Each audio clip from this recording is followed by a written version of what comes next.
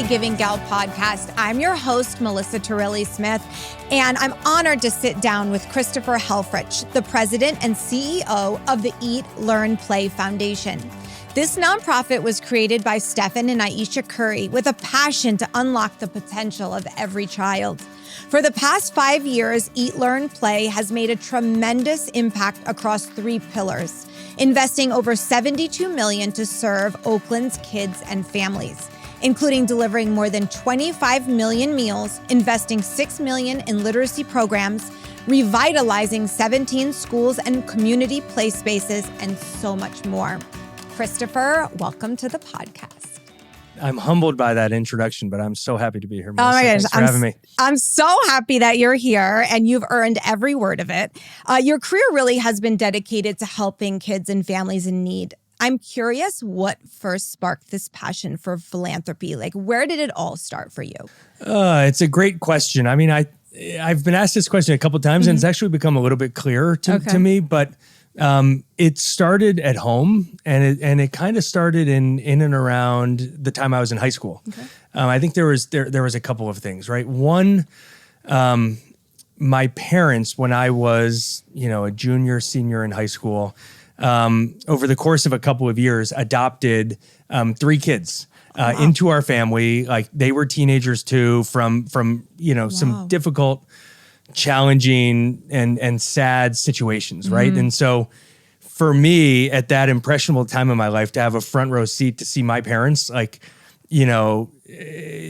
of, as an ultimate sacrifice, right? Wow. To be able to, for my dad, it's delaying his retirement by many years. And for my mom, she did everything, right? Mm-hmm. And I think is like the real hero in that story. Mm-hmm. And they brought these 3 kids who are now my 2 brothers and a sister, brought them into our family just totally equal. So I grew up the third of 4 boys. Now I'm the third of 7. And to be a part of that and to see the sacrifices from my parents and what that meant was big. But also I was actually reflecting recently, the high school where I was attending, they really beat it into our heads, this motto, like, your best self for the common good. Oh, that's a great motto. Totally. And, and then it's weird, but I vividly remember and was really moved by like the graduation speaker in high school who like that speech was about what will you do with what you know? And so at this time in my life, right, where it is impressionable in your brain sort of, I'm like beginning to wake up to the world and think beyond just, girls and my friends and sports.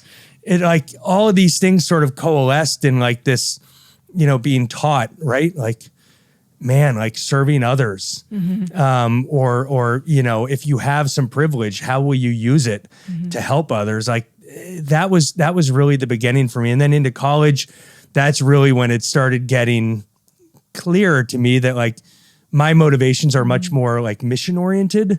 As I thought about careers and what to do, I was motivated far less by like the consulting track or the finance track, which are also great careers, and was more motivated by just feeling really good myself about what I did. So that was the beginning for me of realizing that this was probably like in some shape or form the space for me.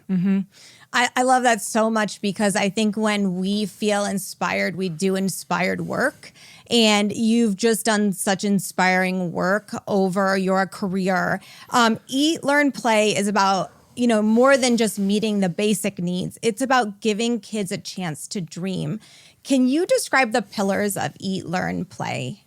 Yeah, no, and I love the way that you put that. It is like, I think that Eat, Learn, Play has a big imagination, but it's all about like giving Oakland kids the best, right? A community that in a lot of ways is a little bit down on its luck, or it's a community where right now there's, an overall kind of lack of joy. How can we fill that vacuum and give kids, do what we can to give kids the childhoods that they deserve? But these 3 pillars, these were the ones that like, Stephen and Ayesha were non-negotiables when we started Eat, Learn, Play. The eat pillar comes from Ayesha. She'd been fighting childhood hunger for years. Like in Oakland right now, 39% of kids live in food insecure households. So if you're going to school hungry, like how are you going to be able to access your coursework and thrive? So we do what we can to make sure Oakland kids have the nutritious food that they need. Our learn pillar, was the Curry's recognition that education has to be in the center of it all. It took us a while to figure out like where we could have the most authentic role in the greatest impact in the education space. Over the last 3-4 years, it's become early childhood literacy. And like you can draw a straight line, Melissa, between like a kid's ability to read well at the end of the 3rd grade and success in school and success in their careers. And while we know this to be true across America, actually, but in Oakland, like the majority of kids are below grade level in reading. So we're kind of trying to do everything we can, moving to heaven and earth to get kids to be reading at the right ages. And then our play pillar is all about making sure that, kids have access to safe places to play, the opportunities to participate in youth sports, because like play is such a fundamental part of character development in kids. But if you go to Oakland right now, like kids are not able to, in a lot of the areas, especially the flatlands where we do most of our work, like their parents aren't letting them run free in the neighborhoods, and the park systems in Oakland, like so many of them are not as safe as they need to be for kids to be able to play. And so we're trying to do everything we can to create safe places for kids to play and to make youth sports accessible. But like when you put all these 3 things together, and what the Currys sort of had great foresight into is like these interconnected issues when put together are kind of key ingredients to a happy, healthy childhood. And that's what we're trying to bring to a generation of kids. Yeah, when I was preparing for this conversation, I was thinking back to when my kids were young and what was important to me as a parent. And I almost was brought to tears, like thinking about other children not having healthy food or not being able to be read to by their parents or then to read to their parents. And then going to the park was like an every day, if not, every week occurrence. So starting with that eating pillar, can you tell me like a firsthand how providing a meal has changed a child's life? How you've seen that? Oh, that's a great question. And Eat, Learn, Play, we kind of came of age, leading into the pandemic and through the pandemic, feeding the community. So I still am fortunate enough to hear stories, monthly from Oakland families telling us their stories about, Eat, Learn, Play. The work we worked with like 130 restaurants during the pandemic that had closed down, like bring them back along. We did this alongside Jose Andres and World Central Kitchen, but it's like, how can we provide millions of not just meals, like basic meals or turkey sandwiches wrapped in cellophane? It's like, no, we hired local restaurants to be preparing like great restaurant meals. And then those were the meals we were providing to kids and families who were hungry. So it was like, it was an everyday thing for the first couple of years. But when we started out at Eat, Learn, Play, the first thing we did was, help to send thousands of kids to summer camps in Oakland. And part of our support for this was not only kids being able to go to summer camp for free, but we like seriously leveled up the meals that these kids would get at camp. That. So like, like fresh fruit every morning and at lunch as part of like breakfast and lunch.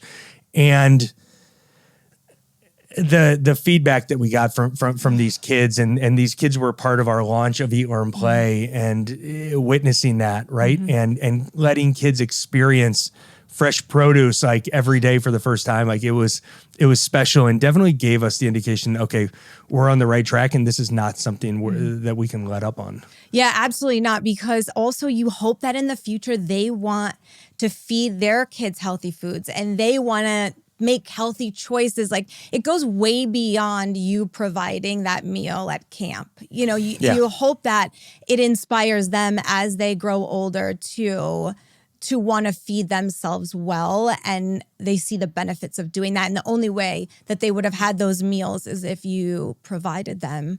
And so I love that pillar.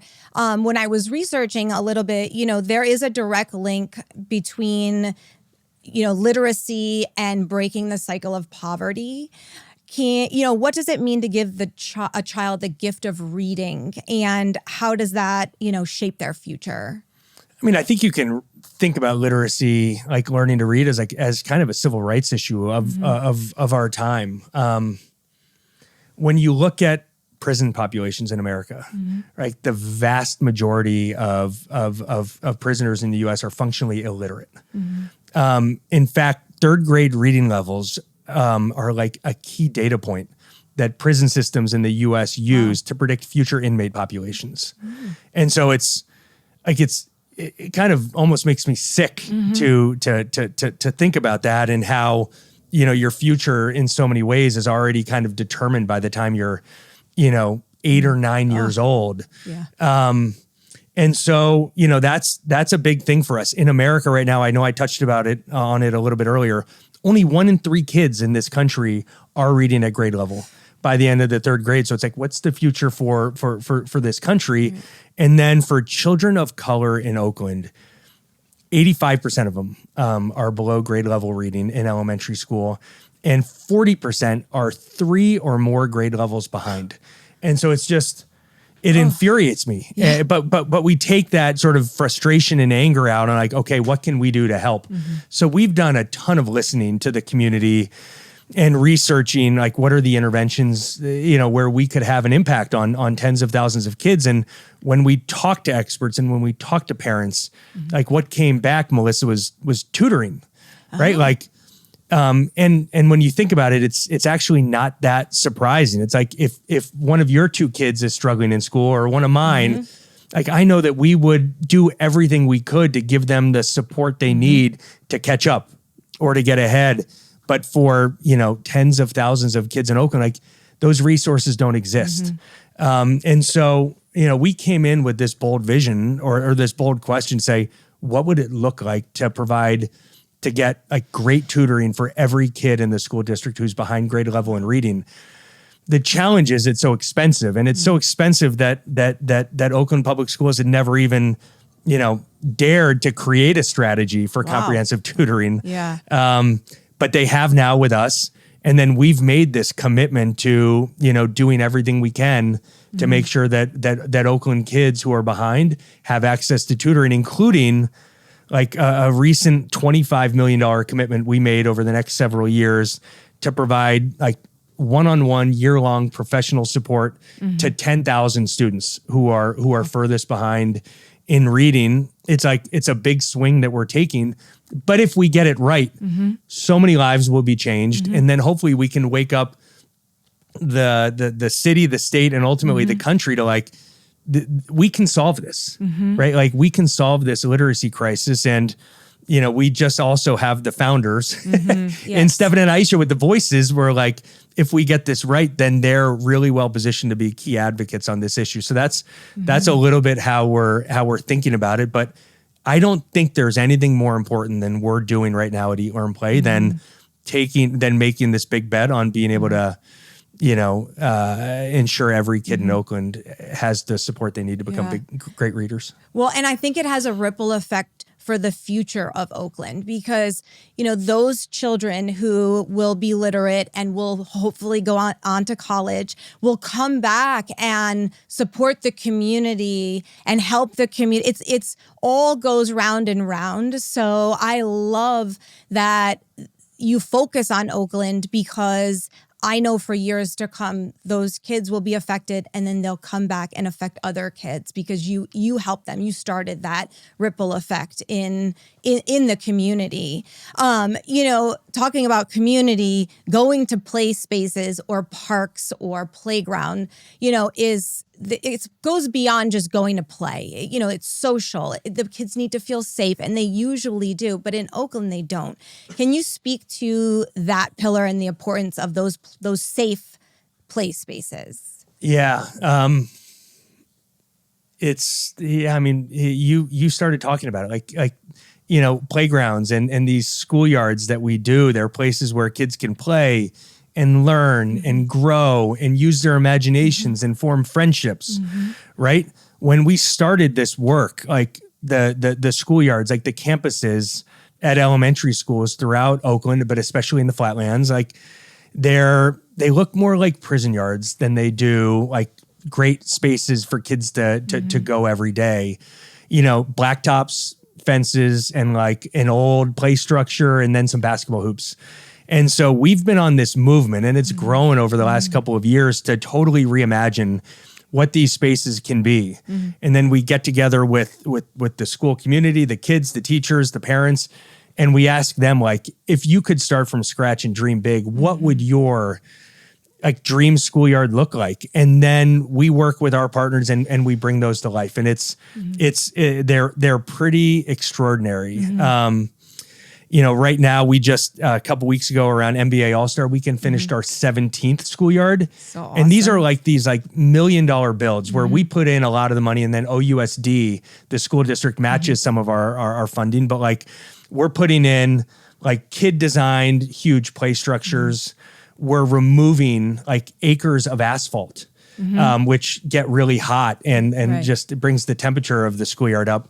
And we're replacing them with like nature exploration areas. We're getting like down redwoods and eucalyptus. And, I love that. And so creating much. like these Oh my God, I love amazing. that so much. Yeah, they're like, you know, they're incredible. And you see the kids like they use them as outdoor classrooms, or kids are like jumping from log to log. We're planting at this site we did our 17th schoolyard at East Oakland Pride. We planted 1,300 trees, bushes, and shrubs in a schoolyard that had one tree that was alive before we started. And so we're building soccer pitches because soccer's the most popular sport, and we're building like these multi-sport basketball courts that are great for kids. And then we also hire like local professional artists to do hundreds of yards of muraling in these schoolyards at all these schools too. So it's like, the idea is like, if you were to go to Alamo or Lafayette or Atherton or Palo Alto, like the schoolyards that you would expect kids to have there, we try to do that in Oakland, but even better, right? Because we feel like that's what these kids deserve. And because, you know, there is a school that we recently remodeled, our 15th Oakland Reach Academy. And to hear the principal talk about it, you know, she did say like, kids can't play freely in the streets anymore. The parks aren't safe for our kids to be. So schools exist as like the only places, sadly, for a lot of these kids in Oakland, like where they can play safely and be kids. And so that's why we're focused in schools in this area, because like at least we can give kids the very best when they're at school every day. Yeah. And I mean, I'm sure it creates a lot of hope for them too. You know, kids are very aware of their circumstance. You know, kids who are affluent are aware. Kids who are not are very aware. And when people invest in them and they have places to go, it just really, to me, is so hopeful for them. It's such a good observation. Yeah. Right? There's two things that I'll say to that. One is, when we remodeled a schoolyard a couple of years ago, it was at Lockwood Steam in Oakland. It was our biggest one that we had done to date. We did a big, great unveil, and the Currys were there, and we basically like created a field day for the kids. Over, you know, like they showed up, surprise, no school today. We're gonna play all day with Stephen and Ayesha. Oh my gosh! And there was this. I think she was a second grader, but a teacher found one of her second graders crying. Oh. And asked her why. And this girl, you know, essentially said that she's so sad that she's going to have to change schools. And she said, "What are you talking about? Why?" She goes, oh, "This has to be for other kids. This can't possibly be for me." That's so sad. Right? And yeah, it hits you really hard. But what these schoolyards are, you know, us, to your point, Melissa, like telling kids, no, you do deserve this. This is what you deserve. And going back to the Curry piece, the second point I want to make is, because of the work that Eat, Learn, Play is doing, you know, with the Curry's leadership, you now have like 35,000 kids in Oakland schools who all feel seen and loved by Stephen and Ayesha. And they are, right? Like all of these kids are having these moments. And so for this generation to be able to grow up feeling connected to, you know, the Bay Area's best, it's, I don't know if you can quantify that, but it's pretty special. I mean, it is really special. So I have to ask, because working with Stephen and Ayesha Curry just must be so incredible. And, you know, like you said, I mean, they are doing such incredible work. How do you think celebrity involvement changes how nonprofits operate or raise awareness? It's a great question, and it's probably not a simple answer. Well, it's not one size fits all, right? But we are like we've got a lot of momentum right now. Like I can say, humbly, right? And a lot of that momentum comes because of the voice, the resources, the platforms, and the networks that the Currys have. Like that has absolutely been able to supercharge us, and I think that that's available to a lot of celebrities, right? Who have platforms, and if they want to do them for good, use their platforms for good, like the Currys, then you can go places fast. But I'll say, the Currys are also unique, right?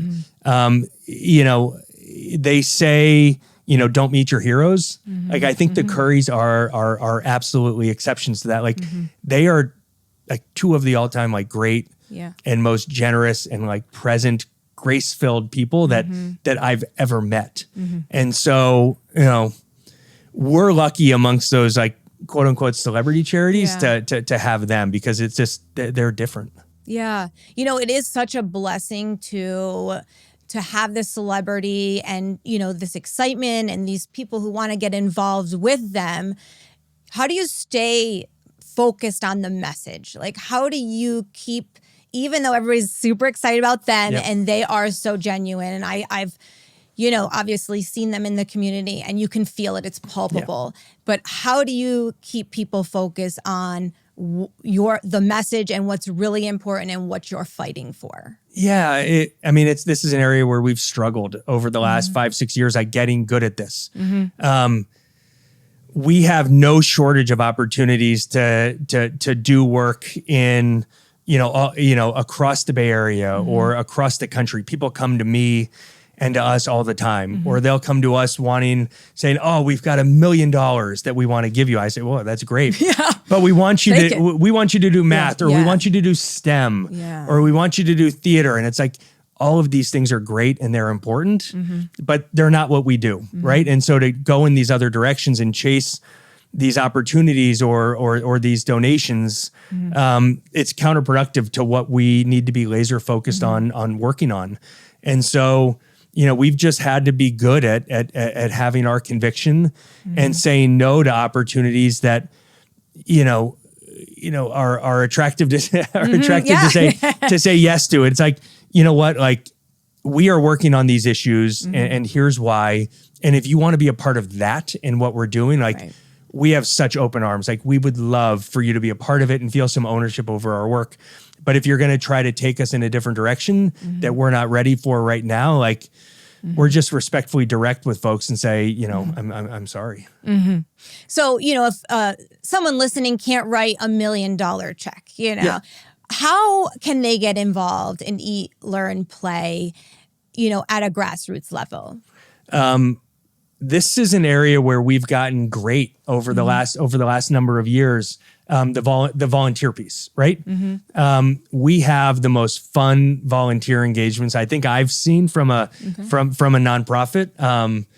These schoolyards that we remodel, like we've been talking about, they take like 6 months, 12 months of planning. But they all come together over the course of like these 3 amazing, like what we call build days. And we get hundreds of volunteers from the community, from the school community, from our donors and partners. Everybody comes together over the course of a couple of days and like puts in like a real honest day's work.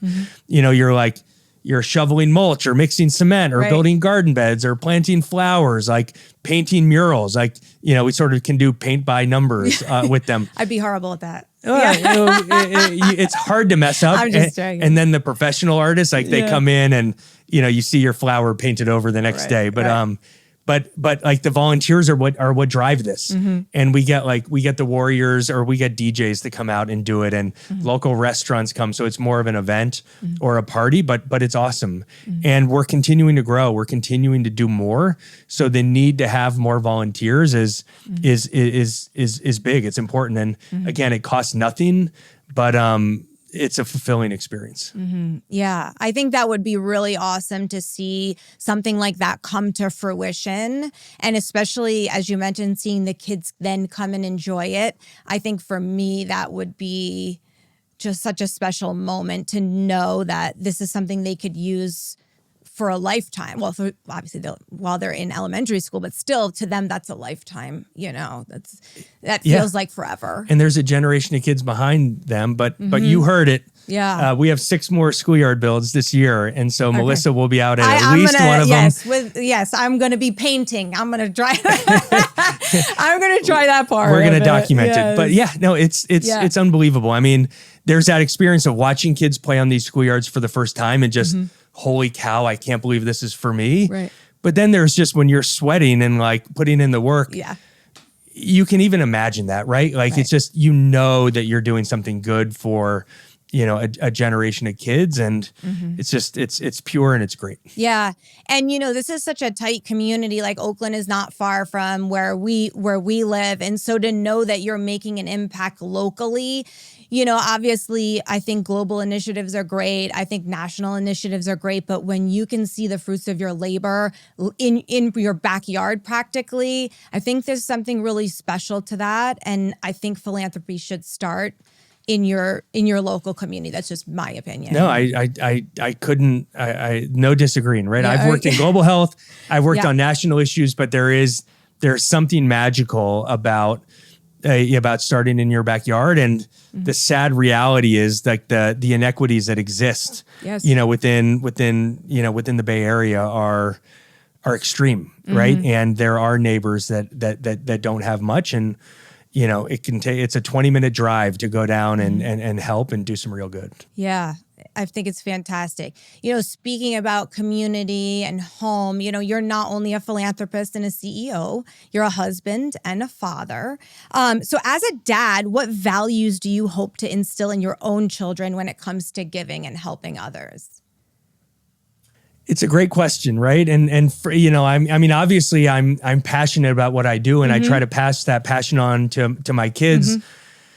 You might not be surprised, like they are not always the most receptive audience, right? So like, it's what dad does. Like, it's the last thing I want. So like with each of my kids, it's been a different journey. My son I have a son who's in 9th grade, and he's finally turned, like he's doing leadership in school. Oh, that's great. He's joined some like outside organizations that are service oriented. So like, it feels like the light bulb is starting to go on with him.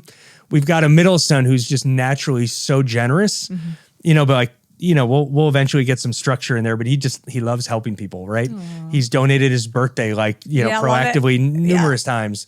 And then our daughter, who's in 5th grade, like she's a pretty sweet, naturally generous person, but she's not there yet. Like she's lovely. And so we hope we hope that comes, but just because of my job, I haven't found that my kids, are like, yes, we do service too. Like we're trying to figure out how to engage them authentically, and it's not a one size fits all, I'm finding. Yeah, I agree. I think my kids think they just get points because of me sometimes. They're like, my mom's volunteering, so I volunteer. But I also think back to your original story, and your parents, and sometimes these things, I'm going to believe, don't come to fruition until later. I mean, look at all the good that you've done as an adult. I think that those things stay with us, and knowing your parents were the good-hearted people and generous and philanthropic people they were, maybe our children can't help but be that way. I hope so. Yeah. You're giving me hope. I agree. Like, I mean, hopefully I'm inspiring my kids, even if they won't be inspired for years to come, for 5 or 6 years. What advice would you give other parents who want to raise compassionate, service-minded kids? Show them the world.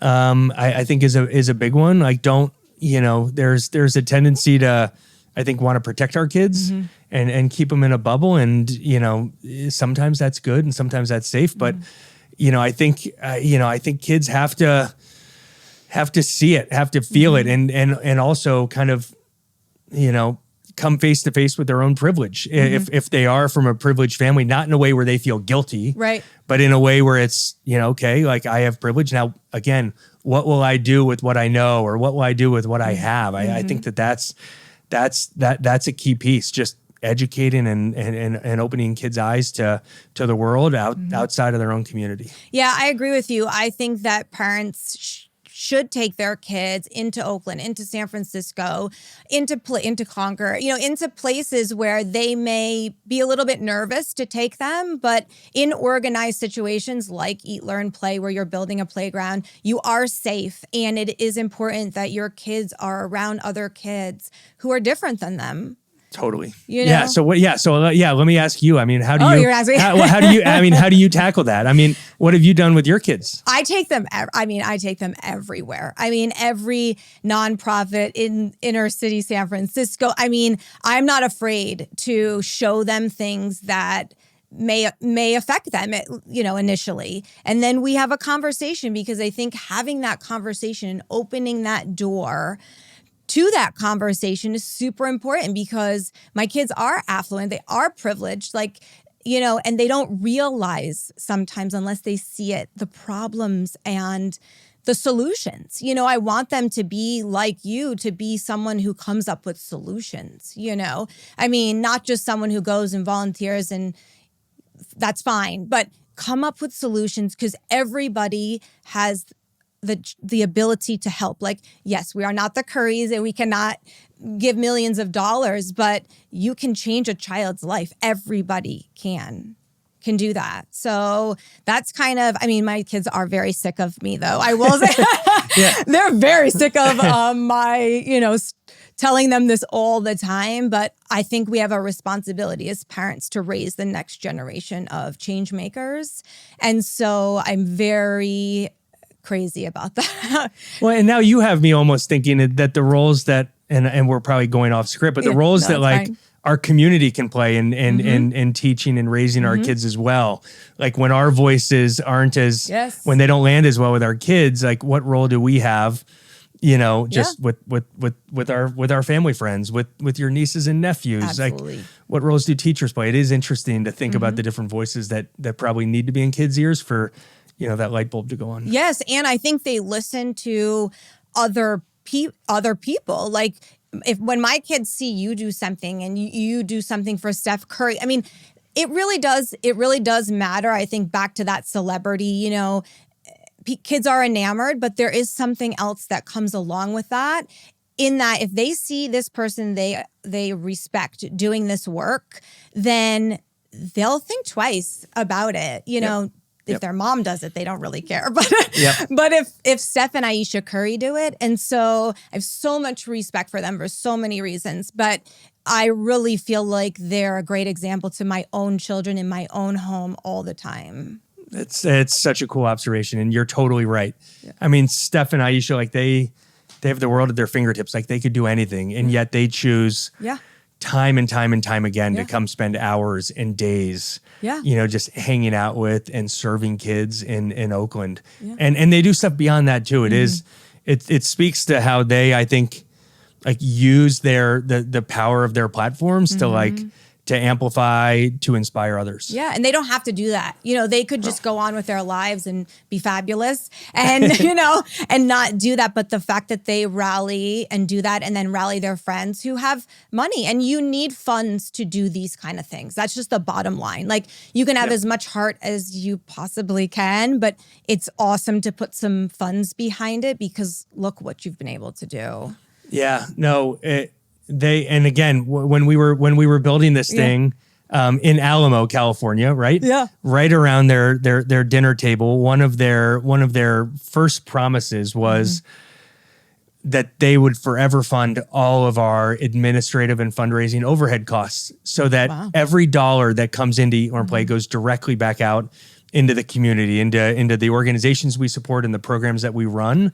And they just realize like they have this convening power, right? So like, we're not keeping the money that people donate, but we have the ability to bring people together to like tackle these big issues. And yeah, I mean, they put their money where their mouth is in a big way. I love this. Okay, so what's next for Eat, Learn, Play, or for you?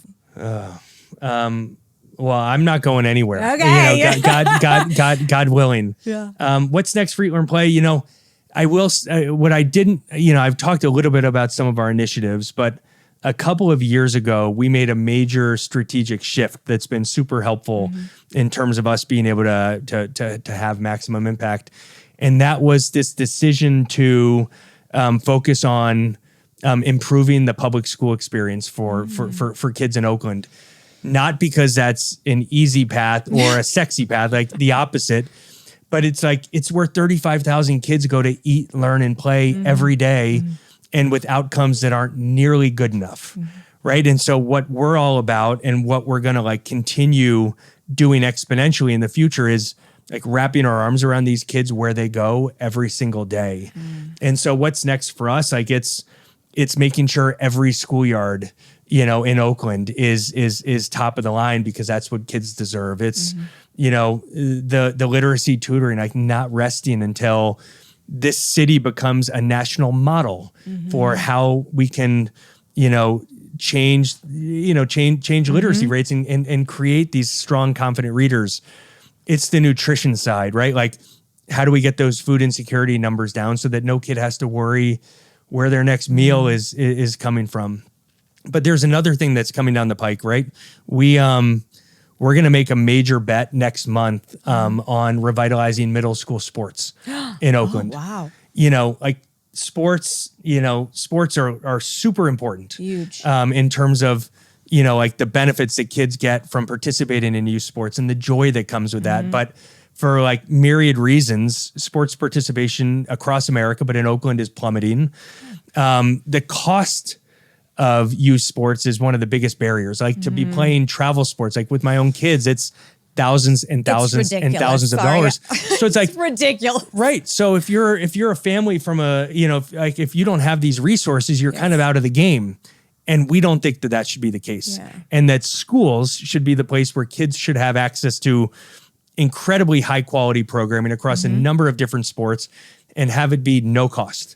So we're making a multi-million-dollar bet to like get to make sure that every middle school student in Oakland can participate in a variety of youth sports. And if we can do that, you know, for these kids like entering their teenage years, it's such an important time to make sure they stay in the game or get in the game versus get out, right? And so we'll be doing that. But there's a whole lot of big fun things that we have planned, but like we are not going to rest, you know, until, you know, we create sort of equitable futures for this generation of kids. Well, I love that direction you're going in because there's just so much that it encompasses in terms of sports. You know, it keeps kids out of trouble. You know, I see that, you know, and so when they can participate and feel like they're being successful somewhere, then maybe they'll want to be even more successful in school or when they read or they want to feed their body. I mean, it really feels like the whole thing is just symbiotic. Totally. And you make sure kids, when they go to sports, are fed. Yes. And if kids have a great experience, then attendance rates in the city rise. And when more kids go to school, not only are their outcomes better, but that's more federal funding for the schools so that they can provide more resources. And kids can't play sports until they unless they have their grades up. And so it provides academic incentives. There's all sorts of things.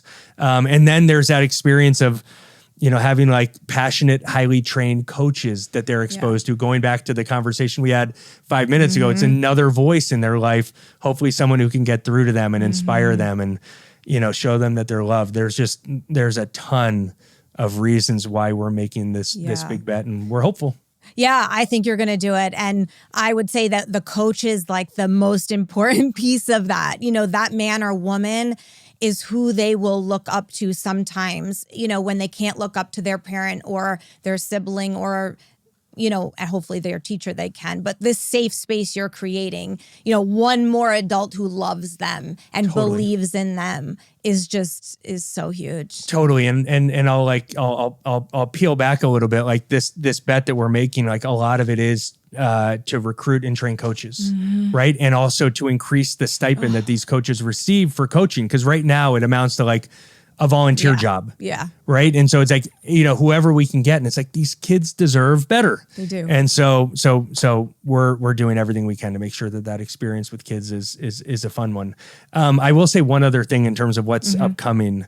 We're going to be announcing this middle school commitment in and around the Oakland Marathon. So Eat, Learn, Play, we've made one strategic impact investment over our 5.5, 6 years. And that was we bought a small stake so that one of our great partners could purchase and operate the Oakland Marathon. Oh. And so we are the strategic partner. We're the charitable beneficiary of the Oakland Marathon. And so every dollar that comes in to benefit the Oakland Marathon, it goes right back out to Oakland students. Wow, so brilliant. it's this cool thing. So how do we create an event that ends up supporting kids? And it's taken off. We'll have 10,000 runners this year. And the other piece is the Raiders left, then the Warriors moved across the bay, and then just recently the A's left. And so you've sports bring some civic pride into a community, and it's fled Oakland. And so our bet with the Oakland Marathon is not just how do we support kids, but how do we create this moment of real civic pride and have this marathon become a world-class event that the city can rally around. And so we do an Eat, Learn, Play kids fun run on Saturday for 1,000 kids. That's awesome. But on Sunday, it's 5K, 10K, half marathon. The money benefits Eat, Learn, Play and the work we're doing in Oakland. So anybody who heard it. Who consumes this podcast, come on out, cheer, run, whatever. But it's a great time. Last year we had Stephen and Ayesha surprising runners at the finish line. It's awesome. And so the marathon is right around the corner on March 23rd. Oh, it's coming up. Oh yeah. Yeah. So I'm training. Are you going to run? I've run it the last 2 years. Okay. Sorry. And I'm trying to figure out. I sounded surprised asking you about running. I clearly have work to do, but my knees, I don't know. I don't know if I'll run this year. I might give it a try. But anyways, it's so fun. Okay. And it's it's right in our backyard. So would love for people to feel like they're welcome and know that they're doing good while getting exercise. While getting exercise. Yes, exactly. That's fantastic. Exactly. Well, as our discussion comes to an end, I asked my guests these 3 questions. First, what does it mean to you to be a community change maker?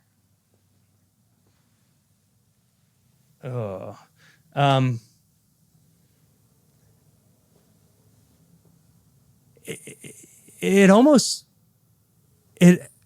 didn't grow up with a lot of self-confidence, right? Okay. And so to hear that, I'm surprised after this conversation. I am very surprised. Well, my mom will be proud listening to this.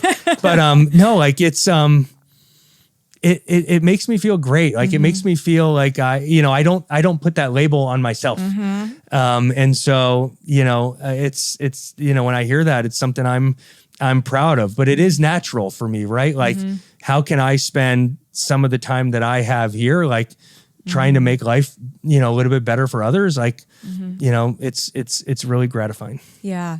I love that because I think everybody should feel what you feel. I can see it in your face, how much pride and self-esteem and, all these things that you know that you have in your job. But it's not just your job. It's you touch the lives of people every day. And imagine going to work and being able to do that. I mean, that to me is just obviously because that's what I do for work. People don't realize how much it means to your life, and how much it means to other people's lives when you do that. And so it's really admirable. So thank you. So how do you think helping others positively impacts your mental or emotional or physical health? Ooh, mental, emotional, and physical? Yeah. Not sure it helps my physical health, right? I'm maybe it does. There's some endorphins. Yeah. I think emotionally, it definitely does, right? That feeling of helping others is just it's a great feeling, right? And so I can put my head to my pillow every night, feeling pretty good about the work that we're doing. From a mental health perspective, I don't know if it's net positive, net negative, like net neutral. Like I don't know, there's also in this job, like every job, there's responsibilities and there's pressures and there's this like obligation to, like I have the privilege of leading this organization with the Currys and leading an incredible team, and there's stress and pressures that come from that. And so like, I'm not, I've struggled like with some mental health over the last couple of years, like not in ways that I think ultimately is like benefited me, but I wouldn't say working in this line has made my mental health better. It's some of the pressures of the job have actually gotten to me at moments. Yeah. I mean, you do have a lot of weight on your shoulders in that you have this name that holds so much respect, and you have to cradle it and you have to make sure it stays that way through your organization and all the people that you represent in your organization. So that feels like a lot to me. Yeah, no, I appreciate that. I mean, I do feel like beholden to the Currys, right? Yes. And like they've put this amazing trust in me. So how can I deliver that back to them? Yeah. Like we have an amazing team at Eat, Learn, Play. Like how can I show up for them, every day, and like that they've given of themselves to be on this journey with us. Like there's pressure there. And then mostly it's this generation of kids in Oakland, and like, how can we do everything we can to be a bright spot for them, to give them the resources, the support, the opportunities that they need, that they deserve. I know. And sometimes it's hard because you can't help every single person. So sometimes that feels overwhelming, I think, to me, when you want to just help everybody, and that's really physically impossible. Yeah, to but do, say no. Like, right. We talked about it a little bit. It's like say no is an important thing to learn, but it's not easy. Yes. Yeah. Especially in this job. Can you suggest one small act of kindness our listeners can incorporate in their daily lives? Yeah, I got a good one. Okay, good. So Steph, right?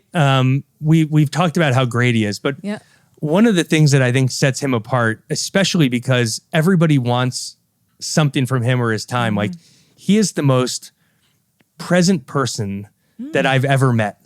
Right. And so if he were here talking to you, he would just be locked in. You're the only person that exists. You're the only person in the world. And he's genuinely curious, right? And respectful of others and wants to have those moments. And so like every time I'm with him, like even if it's been weeks since we talked last, it's like, wow, like he is totally locked in and engaged. And that's a good feeling, right? Yeah. So when you talk about like a simple gesture, just, putting your phone down, right? Or looking someone in the eye and taking a breath instead of getting your next point out, like that, for me, like that gift of just like pure presence, I think there's something to it. That's my answer. That's a great one. Even back to the kids and our kids and the parents listening, like teaching them to be more present, and us as adults now with the phones and everything, like just really being there with the person and seeing them is so big. I love that. It's just so big. Yep. Even if they're looking at their phone, I'm gonna be present. Yeah, they're always looking at their phone. Finally, where can our listeners connect with you and the Eat, Learn, Play Foundation? Connecting with Eat, Learn, Play is more fun than connecting with me. But like I'm on LinkedIn. You can find me. But Eat, Learn, Play, like we're very active on Instagram because that's where the Currys are most active. You can really get a sense of who we are there. Our website's great, eatlearnplay.org. But we're not hard to find. And we're in Oakland, right? And so if people do want to be a part of this movement and transforming these schoolyards, it's so fun, and we would love to have them. So they can connect with us in person too. Okay, awesome. I want to leave the listeners with my top 3 takeaways from my chat with Chris today. First, the success of the Eat, Learn, Play Foundation shows that actions, when focused on community, can lead to massive results. Local engagement and targeted initiatives can transform lives, one meal, one book, one playground at a time. Christopher's work with Stephen and Ayesha Curry underscores the power of celebrity in raising awareness and resources for nonprofit causes. But it's not just about the spotlight. It's about using those relationships to bring attention to long-term solutions and systematic change. Lastly, Christopher's focus on raising compassionate, service-minded children is a reminder that philanthropy starts at home. By involving your own kids in giving back, you can instill values of empathy, kindness, and social responsibility that last a lifetime. Teaching children to care and to act can have ripple effects for generations to come. Chris, thank you so much for coming on the podcast today. This conversation has been awesome. What a great way to spend a Friday, Melissa. Thank you for having me. Are you kidding? I loved it.